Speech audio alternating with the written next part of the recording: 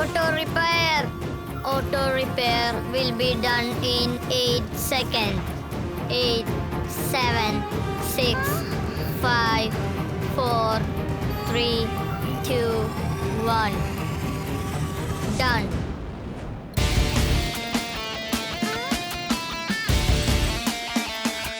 Yaha!